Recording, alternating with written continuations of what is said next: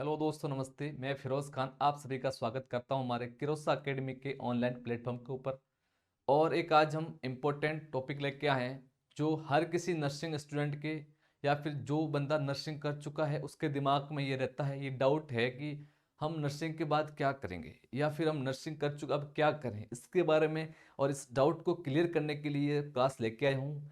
AIIMS क्या होता है, नॉर्सेट क्या होता है, और इस नर्सिंग के बाद कौन एग्ज़ाम कंडक्ट करवाते हैं और कहाँ कहाँ वैकेंसी निकलती है, कैसा एग्ज़ाम पैटर्न होता है, किस डिपार्टमेंट हम एग्ज़ाम दे सकते हैं और कितने पेपर होते हैं, मतलब कितने एमसीक्यू आते हैं, इन सब के बारे में हम एक एक करके जानेंगे। सबसे पहले हम डिपार्टमेंट के बारे में जानेंगे कि कौन कौन से डिपार्टमेंट वैकेंसी आती है, किसके लिए एलिजिबिलिटी है या नहीं, इन सब के बारे में सबसे पहले हम जानेंगे। चलो हम चलते हैं कि जॉब क्राइटेरिया के, जॉब डिपार्टमेंट के, सबसे पहले किस किस विभाग में हमारी वैकेंसी आती है। नर्सिंग से जुड़े हर फील्ड के बारे में हम आपको बताएंगे।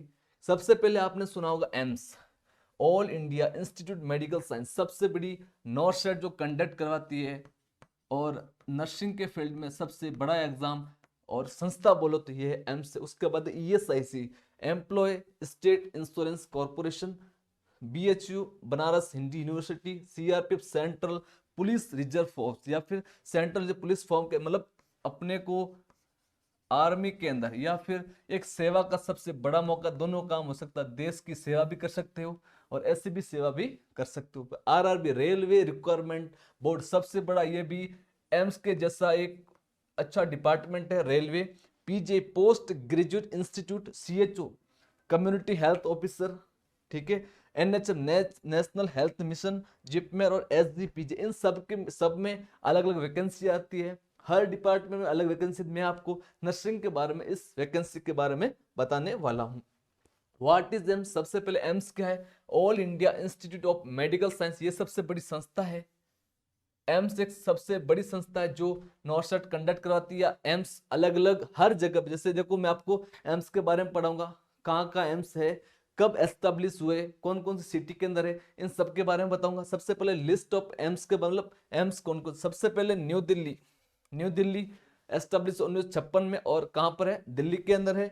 भोपाल है, 2012 में एस्टेब्लिश हुआ था, कहाँ पर है? मध्य प्रदेश के अंदर है। भुवनेश्वर 2012 में एस्टेब्लिश हुआ था, ओडिशा के अंदर है। जोधपुर जो हमारे राजस्थान की आन बान और शान है, 2012 के अंदर एस्टेब्लिश हुआ और राजस्थान के अंदर है। रायपुर 2012 में और छत्तीसगढ़ के अंदर है। ऋषिकेश 2012 उत्तराखंड के अंदर है। रायबरेली 2012 यूपी के अंदर है। पटना 2015 में एस्टेब्लिश हुआ, कहां पर है? बिहार के अंदर है। बठिंडा 2015 में एस्टेब्लिश हुआ, कहां पर है? पंजाब के अंदर है। मंगलागिरी 2018 आंध्र प्रदेश में है। नागपुर 2018 में एस्टेब्लिश हुआ, महाराष्ट्र के अंदर है। गोरखपुर 2019 में एस्टेब्लिश हुआ और कहां पर है? यूपी के अंदर है। यूपी के अंदर दो एम्स है, एक तो ये है गोरखपुर है और एक है रायबरेली। देवगढ़ 2019 के अंदर हुआ और झारखंड के अंदर है। बीबी नगर 2019 में एस्टेब्लिश हुआ, तेलंगाना के अंदर है। कल्याणी 2019 के अंदर, कहां पर है? वेस्ट बंगाल के अंदर, ठीक है। राजकोट 2020 में एस्टेब्लिश हुआ, गुजरात के अंदर है। गुवाहाटी 2020 के अंदर एस्टेब्लिश हुआ, आसाम के अंदर है। विजयपुर 2020 में एस्टेब्लिश जम्मू कश्मीर के अंदर है, सबसे भी नया बना है विजयपुर। बिलासपुर 2020 के अंदर है, हिमाचल प्रदेश में। दरभंगा 2020 में एस्टेब्लिश हुआ, कहां पर है? हिमाचल प्रदेश में है। दरभंगा सॉरी बिहार के अंदर, बिहार के अंदर भी दो है। मदुरई 2021 में एस्टेब्लिश हुआ, तेलंगाना के अंदर है। मेरठ 2023 में एस्टेब्लिश और हरियाणा के अंदर है। ये सब टोटल 26 एम्स है फिलहाल, ठीक है। आगे चलते हैं। What is नॉर्सेट? सबसे बड़ा एग्जाम एम्स के अंदर। What is नॉर्सेट? नॉर्सेट क्या है? Nursing officer requirement common eligibility, CET. आजकल हर किसी में सीईटी कॉमन एलिजिबल टेस्ट हो चुका है। किसी भी डिपार्टमेंट में जाओ, nursing officer requirement common eligible test. Requirement department कौन सा? एम्स दिल्ली। देखो इससे पहले अब तो चलो नॉर्सेट हो चुका है, क्या है? अब तो नॉर्सेट 1 2 3 4 ऐसे हो चुका। अब कौन सा? नॉर्सेट 6 होने वाला है। नॉर्सेट 5 हो चुका है, उनको ज्वाइनिंग भी मिल चुकी है। अब अप्रैल के अंदर नॉर्सेट 6 होने वाला है। इससे पहले क्या होता था? ये तो कॉमन एलिजिबल टेस्ट हो गया। इससे पहले हर, जैसे राजस्थान के अंदर जोधपुर की जब वैकेंसी आती थी तो जोधपुर ही अपना एग्जाम करवाता था, वही रिजल्ट निकालता था, वही अपना काउंसलिंग सब वही करवाता था। लेकिन अब क्या हुआ कि अब नॉर्सेट एक साथ ही, मतलब इनका नाम नॉर्सेट मतलब नर्सिंग ऑफिसर रिक्वायरमेंट। जब भी किसी भी एम्स में रिक्वायरमेंट आती है सबसे पहले दिल्ली को भेजी जाती है कि हमारे को इतने स्टाफ की रिक्वायरमेंट है। फिर दिल्ली क्या करता, सब एम्स को अपनी तरफ से भेजता कि कई रिक्वायरमेंट तो बता दो। वो रिक्वायरमेंट जब भेजता है उसके बाद में वो एग्जाम डेट डिक्लेयर करता है, वैकेंसी डिक्लेयर करता है, और उसके बाद में रिजल्ट भी कौन, दिल्ली एम्स कंडक्ट करवाता है एग्जाम, और रिजल्ट भी वो निकालता है। मतलब सबसे इससे पहले कुछ भी नहीं था, मतलब हर एम्स अपना अलग अलग क्राइटेरिया रखता था, जो भी रखना अपने हिसाब से रखता था। अब दिल्ली ने एक क्राइटेरिया रख दिया, सबसे पहले वैकेंसी आएगी, वो सब एम्स दिल्ली को भेजेंगे, वो मतलब अपने हिसाब से एक एग्जाम डेट फिक्स करती है, उसके बाद रिजल्ट निकल और एमसी करता है। ठीक है, एक पोस्ट नेम अपन इसके बाद जैसे लगते हैं ना इसके अंदर, उसके बाद पोस्ट कौन कौन सी आती है, सबसे पहले एनओ, स्टार्टिंग से एनओ बड़े नर्सिंग ऑफिसर, उसके बाद सीनियर नर्सिंग ऑफिसर, एनओ जो सेकंड ग्रेड पोस्ट है कैसी है, उसके बाद एसएनओ ये फर्स्ट ग्रेड पोस्ट है, ANS assistant nursing superintendent, nursing superintendent CNO सबसे बड़ी है, सीएनओ पोस्ट नर्सिंग के अंदर सबसे बड़ी पोस्ट कौन थी, सीएनओ पोस्ट होती है। अब आगे पढ़ेंगे सैलरी एंड पे स्केल, सबसे पहले पूछा जाता है पैसा, सबसे बड़ा कौन, रुपया। ठीक है, nursing officer post at level 7, अभी तक लेवल 7 चल रहा है। In the pay matrix pre revise, मतलब रिवाइज था उसके बाद अभी प्री रिवाइज हुआ है। पे बैंड टू ऑफ RS 3900 से लेके कितना है 34,800 विद ग्रेड पे 4600, 4600 पे ग्रेड सबसे अच्छा पे ग्रेड है। ठीक है, 4600 पे ग्रेड बहुत अच्छा पे ग्रेड है। Group B for AIIMS New Delhi and other AIIMS पर available vacancy in the respective institute, मतलब सभी इंस्टीट्यूट में सेम है 46, मतलब जो एम्स की जितने भी एम्स है उसका पे स्केल लेवल 7 है एक तो, और उसके बाद 4600 पे ग्रेड देखने को मिलता है। अब पढ़ेंगे eligibility criteria for appearing in NORCET, हमने नोटसेट के बारे में कॉमन एलिजिबिलिटी टेस्ट के बारे में पढ़ा। अब हम इसमें एलिजिबिलिटी क्राइटेरिया सबसे पहले ये पता होना जरूरी है, बीएससी नर्सिंग या BSc nursing from an Indian nursing counselling, state nursing counselling, recognised institute of या यूनिवर्सिटी। देखो सबसे पहले बीएससी नर्सिंग के बारे में बता दिया। देखो बीएससी नर्सिंग एक तो आईएनसी से रिकॉग्नाइज होनी चाहिए, वो बता चुका हूं, स्टेट से होना चाहिए एंड इंस्टीट्यूट या किसी यूनिवर्सिटी से होनी चाहिए। उसके बाद BSc post certificate, post basic BSc nursing from an Indian nursing counselling, state nursing counselling, recognised university. देखो सबसे पहले बीएससी नर्सिंग आपने कर ली, अगर बीएससी नर्सिंग कर चुके हैं तो कोई झंझट है ही नहीं, सब खत्म हो चुका। उसके बाद अगर किसी ने देखो registered as nursing and midwife with state या स्टेट इंडियन नर्सिंग, देखो बीएससी नर्सिंग कर चुके तो कोई प्रॉब्लम नहीं, उसके बाद आप सीधा एम्स नोटसेट का एग्जाम दे सकते हो। अगर किसने बीएससी नहीं की उसके बाद अगर जीएनएम कर रखी है, जीएनएम कर रखी, इसके बारे में आपको बता भी चुका हूं पहले, लेकिन और बता रहा हूं जीएनएम के बाद या तो 2 ईयर एक्सपीरियंस या पोस्ट बीएससी पीबीएससी के बाद अपन एग्जाम दे सकते हैं। ये आगे जीएनएम के बारे में, diploma in general nursing midwife from an Indian nursing council या state nursing council, recognised institute, board या काउंसलिंग। अगर देखो मैंने बताया बीएससी नर्सिंग कर चुके हैं तो डायरेक्ट आप नोटसेट का एग्जाम दे सकते हो। अगर आपने बीएससी नर्सिंग नहीं की है, जीएनएम कर रखी है, या तो आप एक्सपीरियंस ले लो या फिर पोस्ट बीएससी कर लो।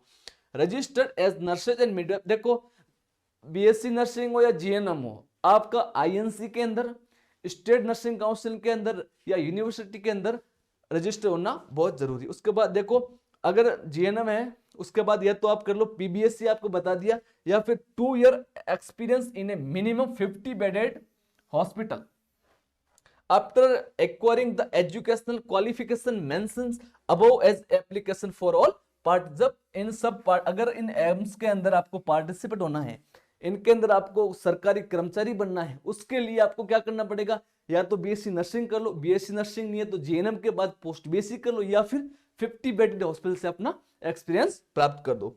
अब पढ़ेंगे age relaxation for all AIIMS, मतलब सभी के लिए क्राइटेरिया सेम है। बिटवीन 80 एज लिमिट है ना, इसका एज लिमिट मतलब मिनिमम लिमिट क्या है और मैक्सिमम लिमिट क्या है, इसके बारे में पढ़ेंगे। मिनिमम है 18 ईयर, मैक्सिमम 30 ईयर, सबके लिए है।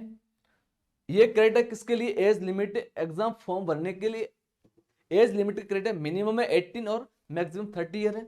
As per detail on age relaxation given in general condition subject to age relaxation as per requirement rules for respective institute या हॉस्पिटल। अब देखो अलग अलग कैटेगरी के SC ST सबसे पहले age election permissible beyond the upper age limit beyond 30 year.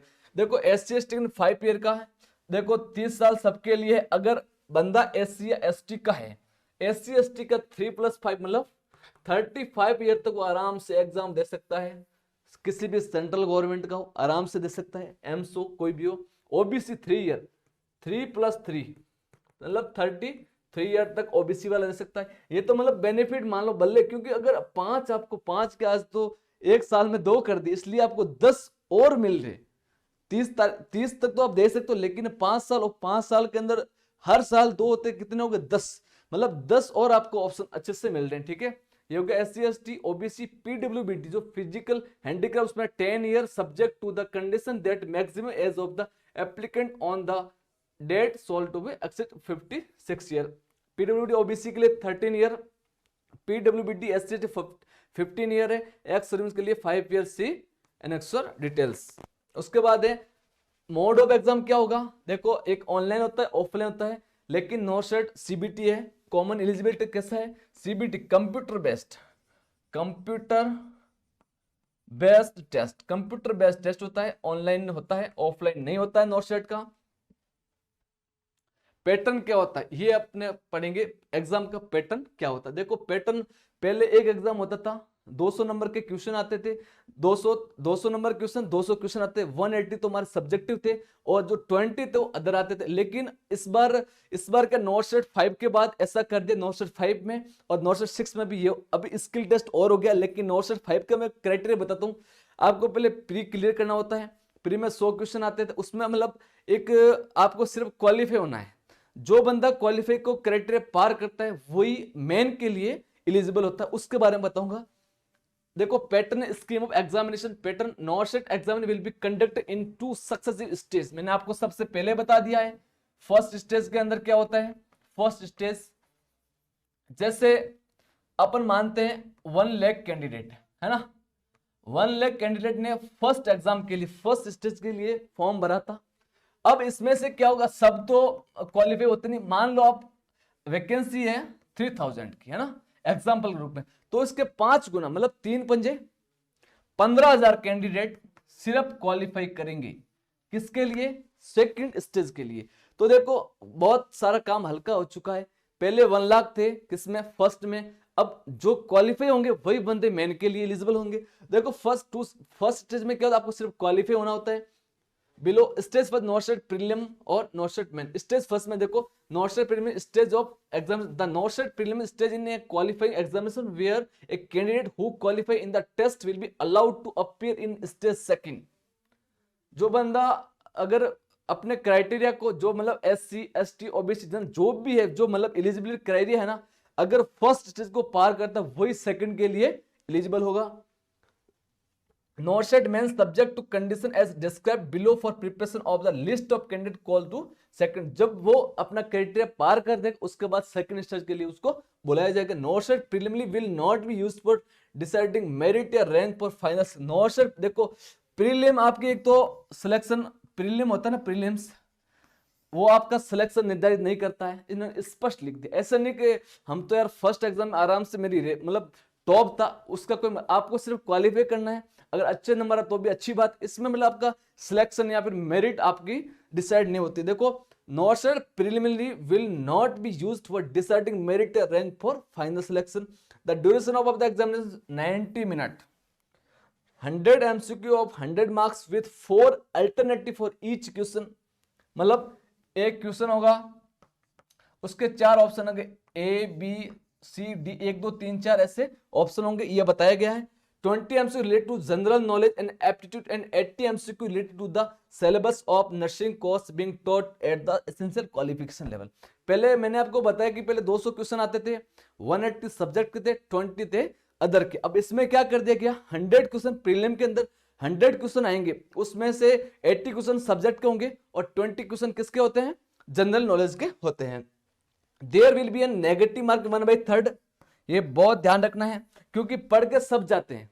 मैं आपको बता देता हूं सबसे पहले, अगर आप एग्जाम दे रहे हो, ये मेरे जो वीडियो देख रहे हो उसके बारे में बता रहा हूं कि देखो जो भी एग्जाम दे रहे हैं या फिर देने वाले हैं, सबसे पहले आपके दिमाग में होना है कि मुझे जो आता है वही करना है, बिना फालतू की स्लिम मिस्टेक लेके आप अपनी सिलेक्शन खो दोगे। इसलिए बता रहा हूं कि देखो आपको लग रहा है कि सबसे पहले आप किसी को कहीं पे भी एग्जाम, किसी फील्ड में एग्जाम दो, आपको पहले पता होना चाहिए मेरे को, जैसे अभी इसमें 100 नंबर का पेपर होता है, ठीक है, 100 में से आपको लग रहा है कि मेरे को मैं 50 क्वेश्चन अच्छे से कर सकता हूं।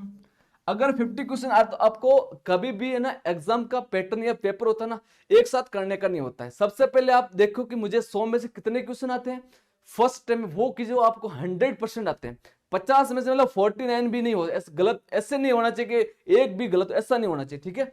50 कर दिए, उसके बाद आप और लग रहा है कि 4 में से 2 तो हो नहीं सकते, 2 हो सकते हैं, उस पर रिस्क लीजिए। मतलब 50 से 70 आप आराम से अगर कर पाते तो आपके आराम से सिलेक्शन हो सकता है, ठीक है। 1/3 नेगेटिव मार्क होगा। The qualifying marks in the stage first नॉर्सेट preliminary examination will be 50%। और देखो इन्होंने क्राइटेरिया बताया कि अगर देखो फर्स्ट स्टेज में हो, जनरल या ईडब्ल्यूएस से हो, 50% होना जरूरी है।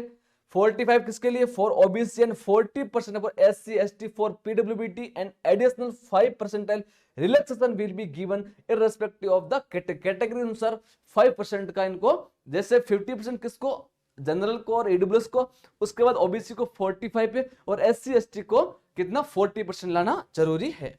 अब अपन चलते हैं सेकंड स्टेज पे। Scheme of exam, the duration of the exams will be 90 minutes, उसमें 90 मिनट्स, इसमें भी 90 मिनट है। 100 MCQ of 100 marks with 4 alternate for each question.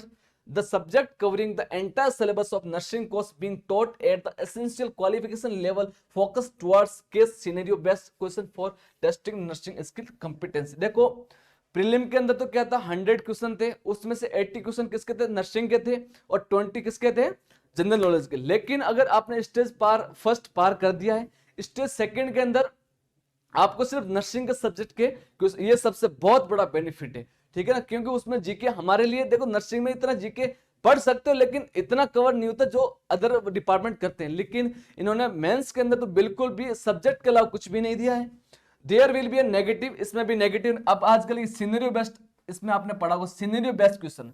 देखो इसमें क्या प्रैक्टिकली नॉलेज, पहले देखो ऐसे अपन कहीं से बुक से पढ़ लेते थे, कहीं से रट के जाते थे, वहां से हो जाता, लेकिन इस बार ऐसा नहीं है। इस बार देखो आपको मतलब एक पेशेंट के बारे में नॉलेज होना चाहिए, सब प्रिपेरेटिव थ्योरी होनी चाहिए, उसके साथ आप थ्योरी और प्रैक्टिकल को अगर उनके साथ एक इररिस्पेक्टिव रिलेटिव करते हो, वैसे क्वेश्चन सिनेरियो बेस्ड में पूछे जाते हैं। नेगेटिव 1/3 होगी। The qualifying marks in the stage second नॉर्सेट main examination will be 50% for, इसमें 50 है, इसके अंदर भी, इसमें मतलब देखो मेरिट तो अलग बनेगी लेकिन इसके अंदर भी क्वालिफाई होना बहुत जरूरी है। 45 ओबीसी एंड एससी एसटी के लिए 40% है। अब है सिलेबस।